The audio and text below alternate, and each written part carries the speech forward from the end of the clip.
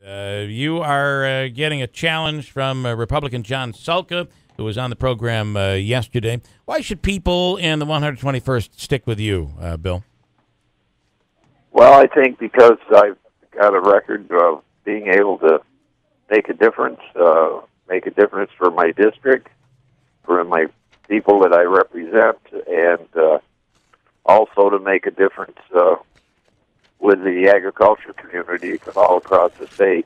And I'm chair of the Agriculture Committee and have been for a number of years, and have a record of accomplishment of things that are important to the agriculture. And so my record should speak for itself. You're a Cornell grad, right? Yes. Bachelor's degree in economics, agricultural economics from 1961. Right. So you have the support of the farming community, which, by the way, Bill, as you know, tends to go a little more on the Republican side. But you've been a Democrat that's received great support in that district over the years. Yes, that's true. Tell me, if you could, about, I know that John Sulka is saying that you're a part of the Democratic establishment there, and you supported Shelley Silvers, and talk about that a little bit, your support for Sheldon Silver.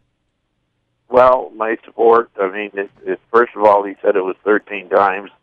It wasn't. It was more like 11 times that, or less, that Sheldon Silver was elected Speaker of the Assembly while I was there. And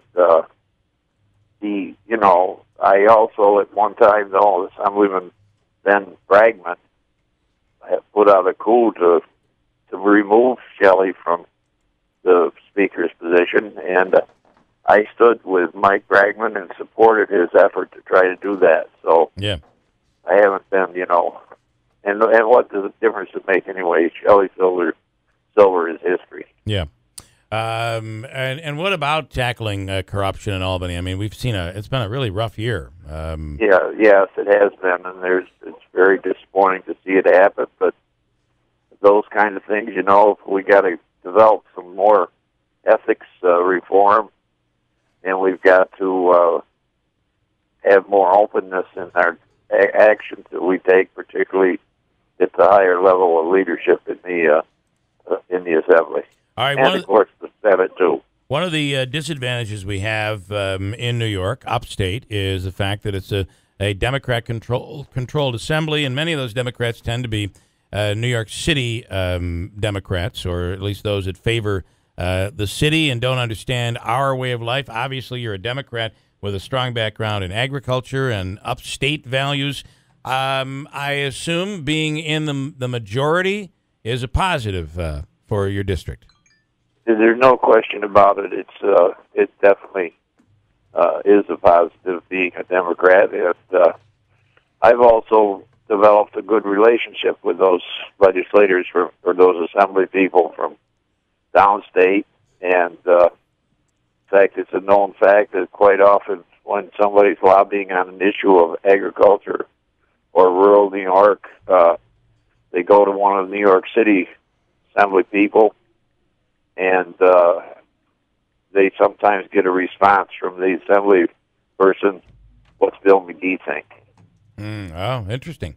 And I want to ask you one final, which has nothing to do with your election, but people want to know this, and I've got one in particular texting me over and over, asking me to ask the question, where do you stand on the presidential race this year? I don't know. I really am still listening to what's happening, and I don't, know what that would mean, to my being an assemblyman. Well, it probably doesn't. But the fact that you acknowledge just the mere fact that this is toughy. This year is a real tough one, like probably we've never seen before. One final question, Andrew. Yeah, to piggyback on that, in all of your years in the Assembly, have you ever had a presidential race where at this late in the game you were still undecided? No. Yeah, definitely not. Goes to show you. All right, Bill, one final word, if you could, please. Mr. Magee, why should the people of the 121st Assembly District vote to re-elect Bill Magee? Well, I think because I have a record of being able to accomplish some things and to serve the people that are like me, to serve agriculture, to serve tourism, which is big in the district, and higher education. I've been on the higher education committee since the first day I went there. The district has 5 colleges, which I don't think there's any other district that does.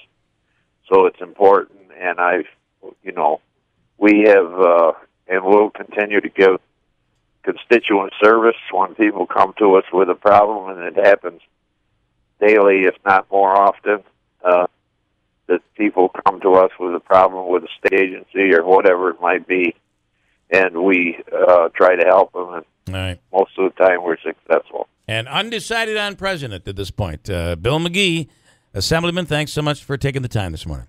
Okay, thank you.